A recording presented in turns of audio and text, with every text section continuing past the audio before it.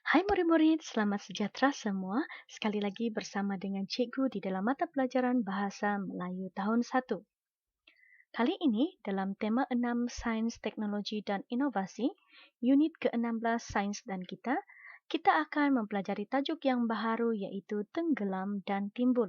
Dalam tajuk ini kita akan mempelajari kemahiran membaca. Objektif pembelajaran kita pada kali ini, pada akhir pembelajaran ini nanti, murid dapat menyatakan maklumat tersirat berdasarkan grafik dengan betulnya.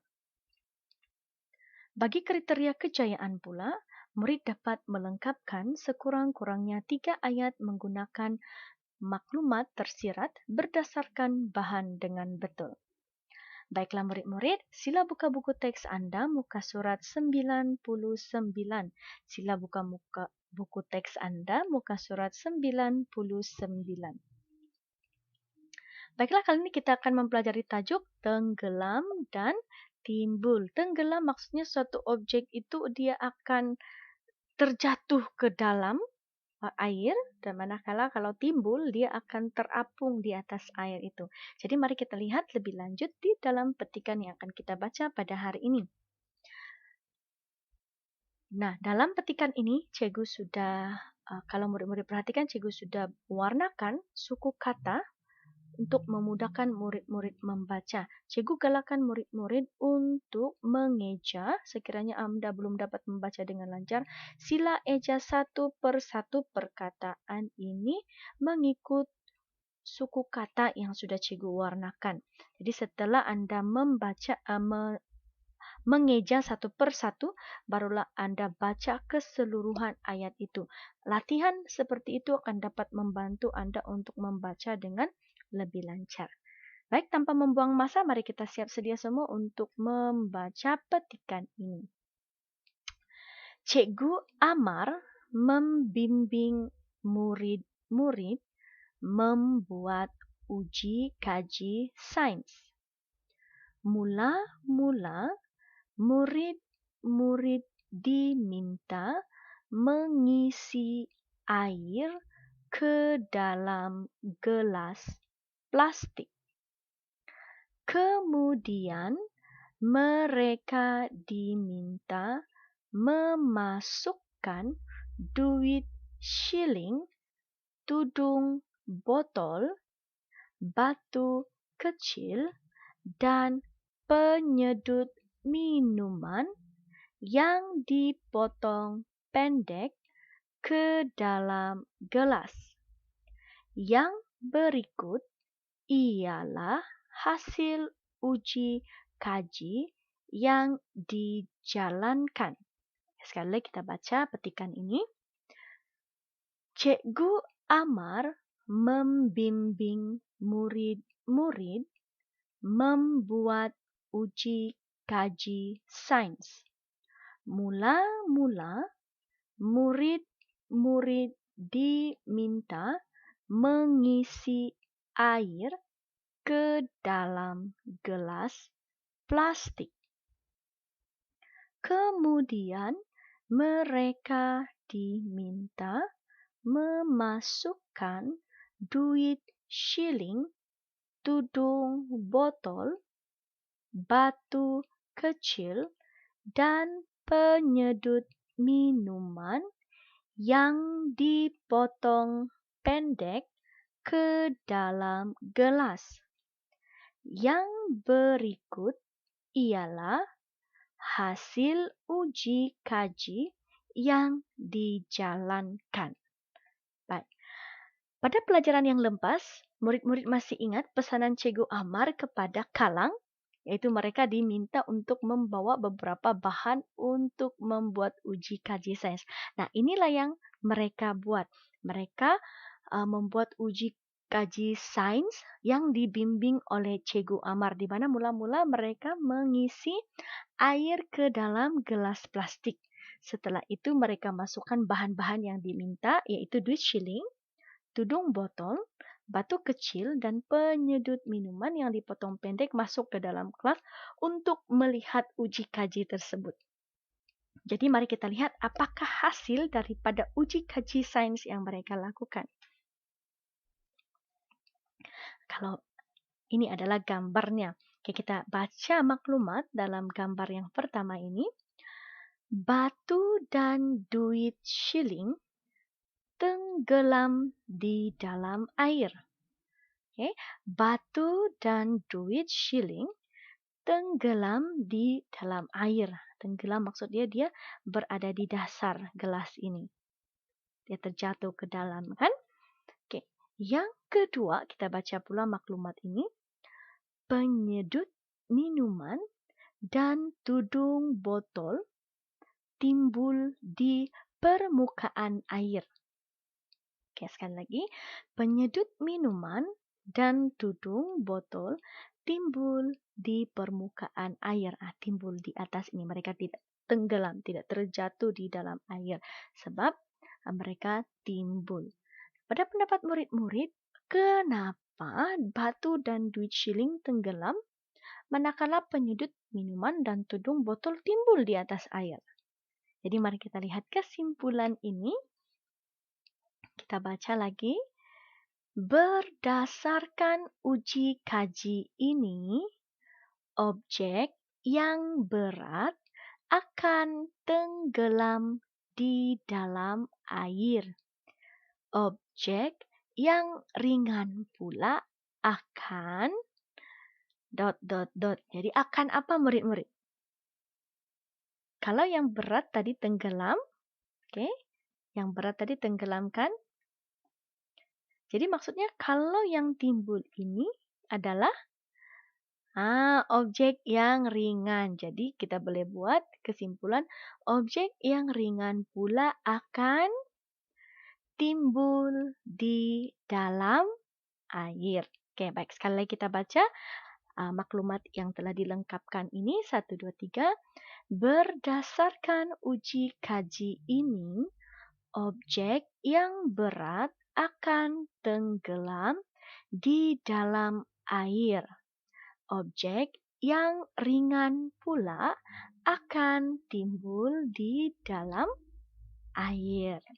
Nah, itu adalah hasil uji kaji. Jadi kali ini kita belajar objek yang berat pasti akan tenggelam di dalam air, manakala objek yang ringan pasti akan timbul di dalam air. Dan cikgu ada buat juga uji kaji ini di rumah. Oke, video ini. Jadi mari kita sama-sama lihat video ini supaya Anda lebih jelas apa yang dikatakan dengan tenggelam dan juga timbul.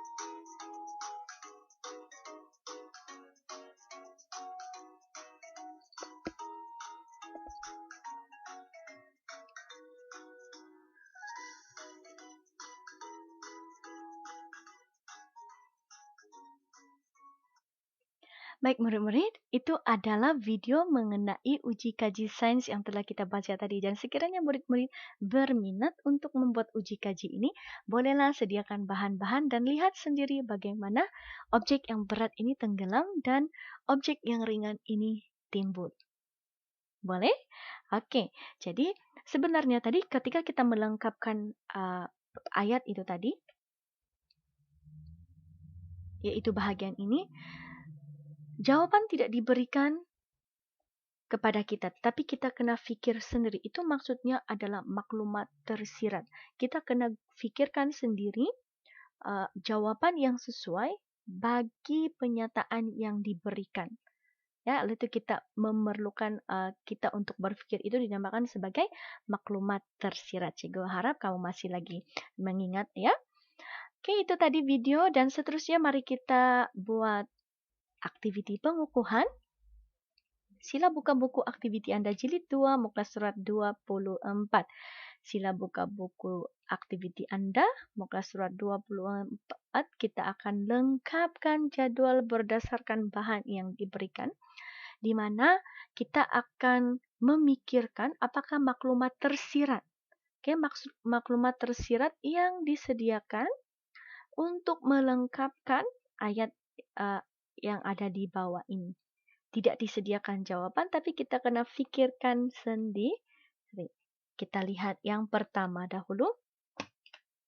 Oke, kita lihat yang pertama. Gambar yang pertama dan yang di bawah cikgu buat seperti ini ya. Jangan keliru, sebab tidak cukup ruang untuk buat begini. Jadi cikgu alihkan kepada keadaan ini. Jadi harap murid faham. Jadi benda hidup kepada bawah. Ini anak panahnya ke bawah ya. Tapi sekarang cikgu letakkan anak panah ini ke kanan.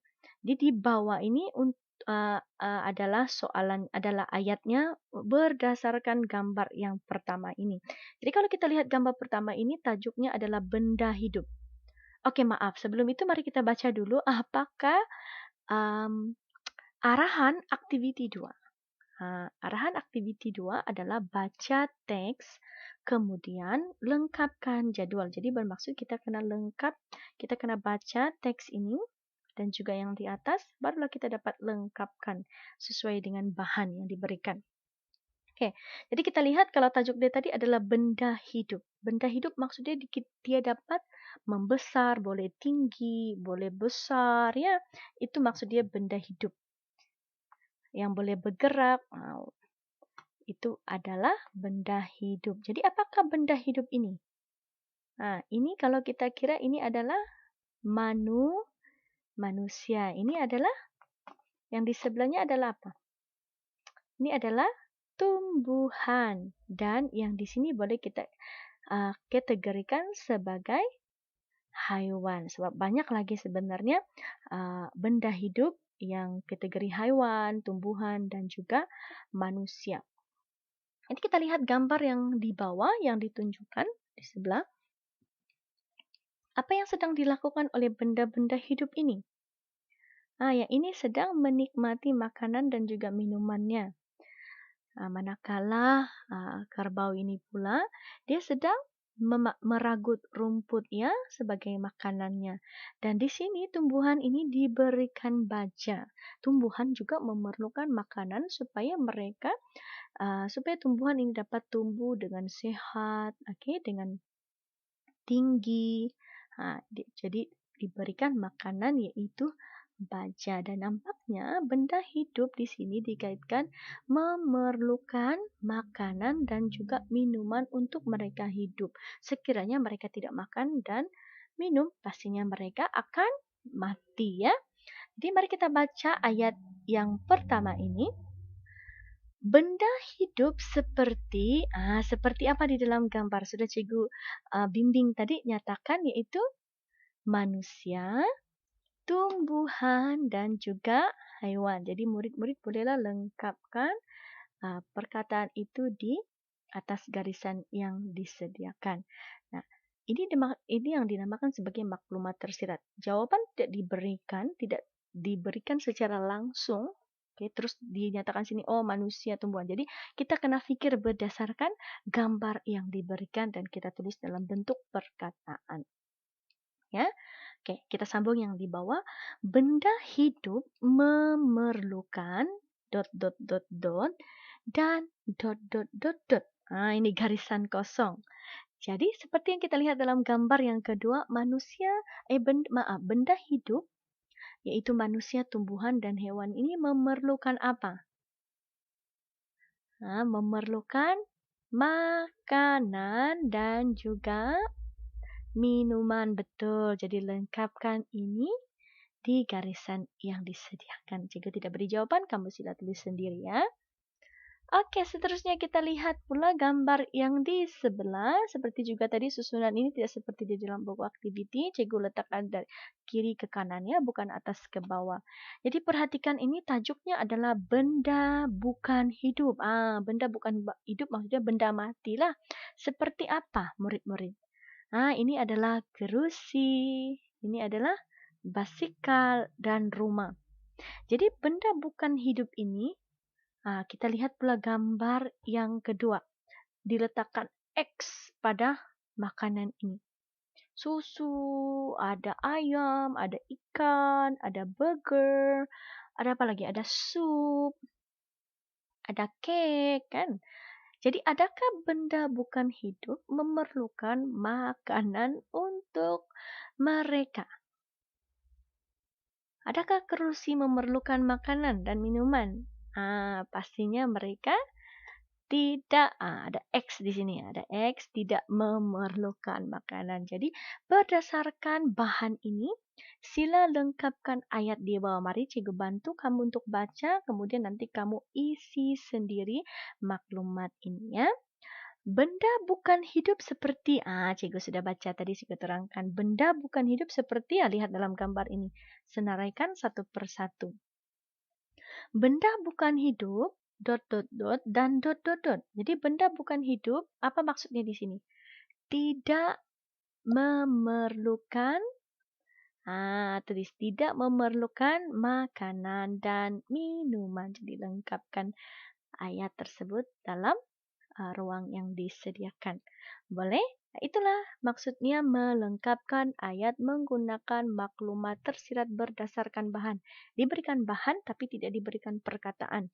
Jadi kamu kena isi maklumat tersirat itu berdasarkan bahan yang kamu lihat untuk menulis jawaban yang sesuai. Jadi kalau diberikan bahan seperti ini pun kamu sudah paham, kamu sudah tahu apa maksud yang ingin disampaikan. Itulah kemahiran membaca yang kita pelajari pada hari ini. Jadi kesimpulannya, cikgu berharap murid dapat menyatakan maklumat tersirat berdasarkan bahan grafik dengan betulnya. Berdasarkan grafik saja ataupun gambar, murid-murid sudah paham apakah maklumat tersirat yang ada. Ya, oke, itu sahaja pelajaran kita pada hari ini. Jumpa Anda lagi dalam pelajaran yang akan datang. Sekian, terima kasih.